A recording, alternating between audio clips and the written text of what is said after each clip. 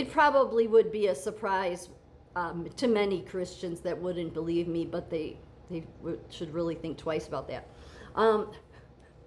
That ultimately things will go back to, I mean, what the message of everything is really to fix every problem. Well, it was really in this movie all along. Hard to believe, right? Because everybody would say, "Oh, it's about witchcraft and everything." Oh, yeah, but it threw an important thing in there. But I'll get to that in a minute. Kenosis, the self-emptying of Christ.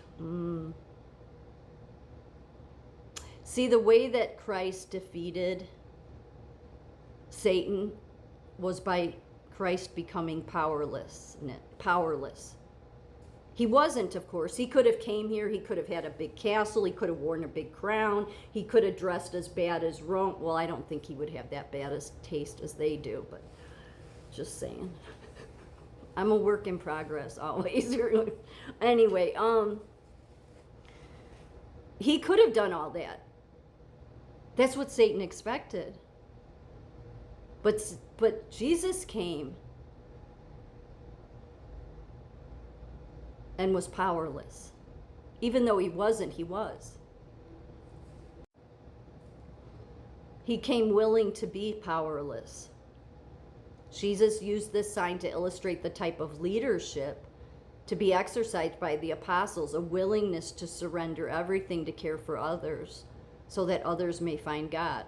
A willingness to surrender everything to care for others so that others may find God. And what is Jesus doing? Washing the apostles' feet. See, that's what Satan couldn't handle.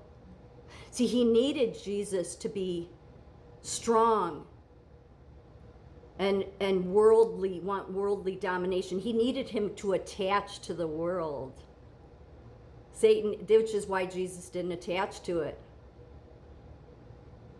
Because the only way Satan would have any temptation over Christ, I know that they say he tried to tempt him, but he wasn't going to be successful because Jesus showed no power.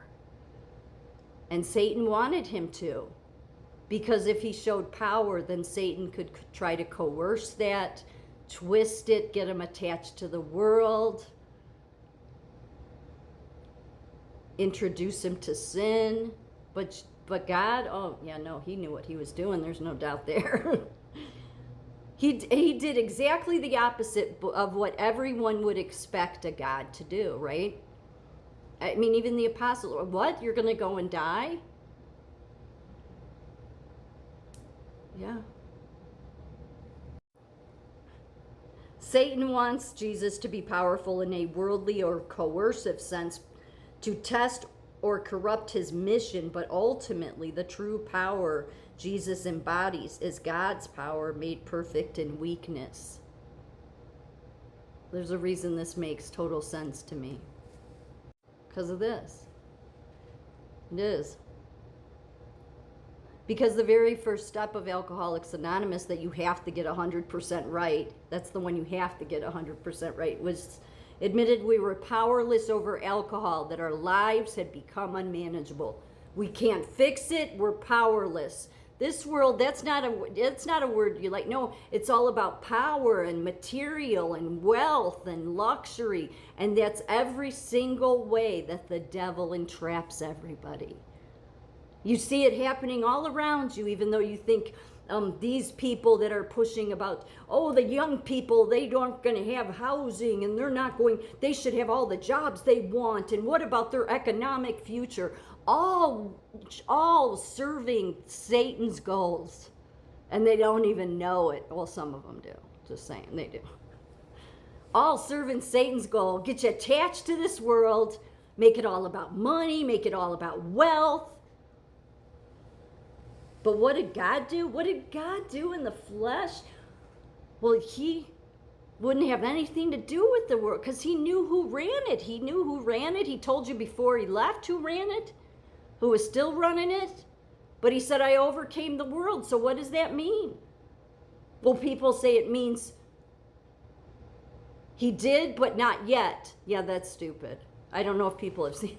It's like, because, clearly it's not his kingdom yet. So people say, well, God overcame, but not yet. No, he did overcome. He did. He did.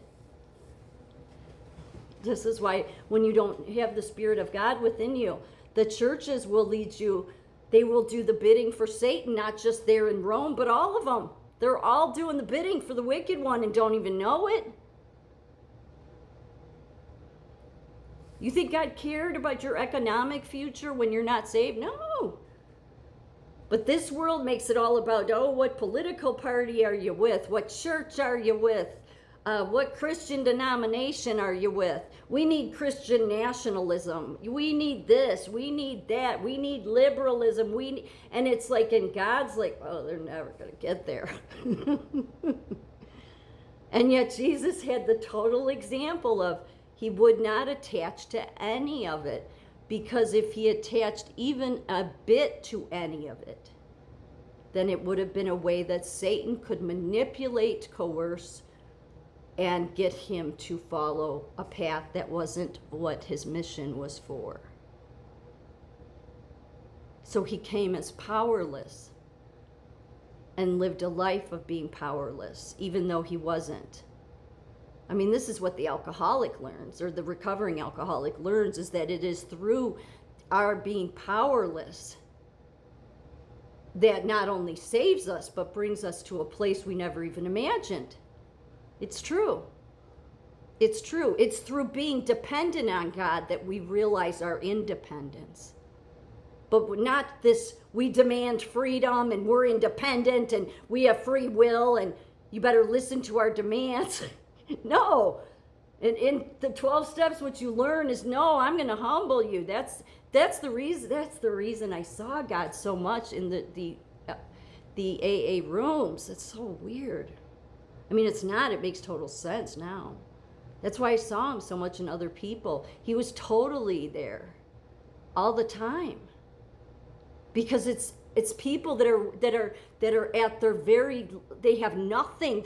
Everything is, I'm powerless. I'll never be able to put it back together, God. It's too gone. People that have tried to commit suicide or people that have relapsed and are back again and know they've had a small taste of what that success is like that God gives you. But and God is on full display in the power of his Spirit in those rooms. Because it's people that are so broken. They're like, I don't even know where to go from here. And so God has this clean slate to work with.